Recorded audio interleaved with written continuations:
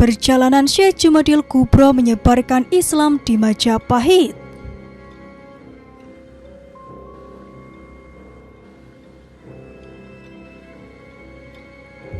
Husain Jamaluddin Akbar atau Syekh Jumadil Kubro dikenal sebagai seorang mubalik terkemuka.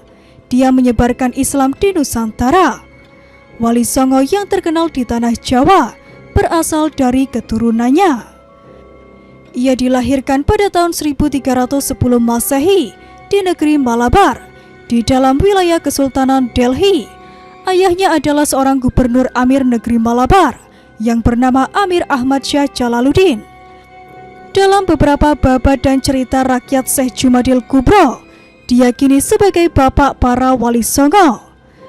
Karena beberapa wali Songo, yaitu Sunan Ampel atau Raden Rahmat, dan juga Sunan Giri atau Raden Paku, konon adalah cucunya. Bagi Sunan Bonang dan Sunan Derajat, Syekh Jumadil Kubro adalah buyutnya.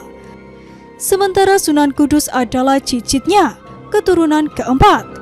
Bahkan makam atau petilasan dari Syekh Jumadil Kubro diyakini berada di sejumlah tempat. Namun makam Syekh Jumadil Kubro yang berada satu lokasi dengan situs Trowulan Majapahit menunjukkan jika dia memiliki kedekatan dengan pejabat kerajaan Hindu terbesar tersebut. Padahal lokasi tersebut merupakan makam khusus untuk penguburan kerabat raja atau orang-orang dalam istana Majapahit.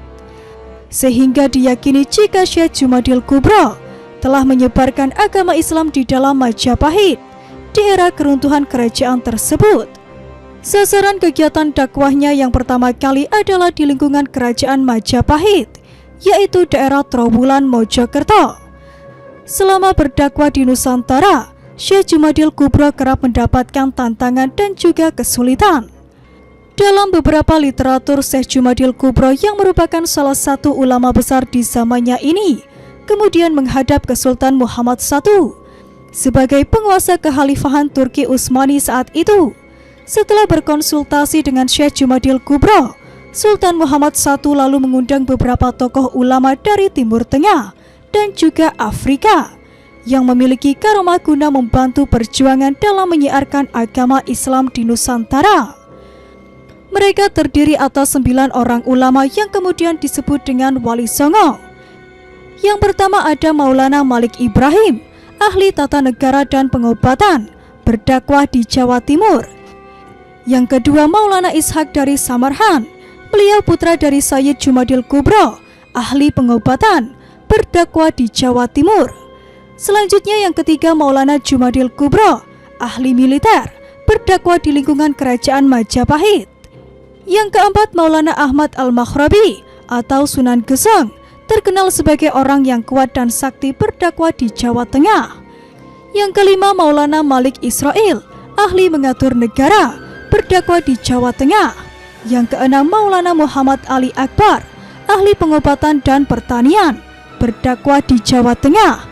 Yang ketujuh ada Maulana Hasanuddin, berdakwah di Jawa Barat. Yang kedelapan Maulana Alayuddin, berdakwah di Jawa Barat dan Banten. Yang terakhir yang kesembilan ada Syekh Subakir dari Persia, Iran, ahli supranatural atau tumpal tanah anggar, mengusir jin setan. Tugasnya di Pulau Jawa. Dia kembali ke negerinya Persia pada tahun 1462 Masehi setelah menyelesaikan tugasnya itu. Rombongan Wali Songo periode 1 ini menunjuk Syekh Maulana Malik Ibrahim sebagai mufti atau pemimpin.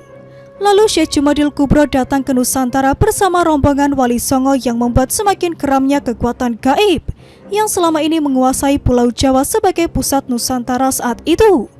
Melihat situasi keangkeran Pulau Jawa yang semakin menjadi-jadi, Syekh Maulana Malik Ibrahim selaku mufti Wali Songo yang pertama ini memberikan tugas kepada Syekh Subakir, salah satu anggota Wali Songo yang ahli dalam bidang metafisika atau ahli mengusir jin, setan, genderuwo, dan sejenisnya, untuk segera melakukan tugasnya memasang tumbal pada daerah-daerah angker di Pulau Jawa sehingga dapat melumpuhkan kekuatan gaib yang selama ini menguasai Pulau Jawa.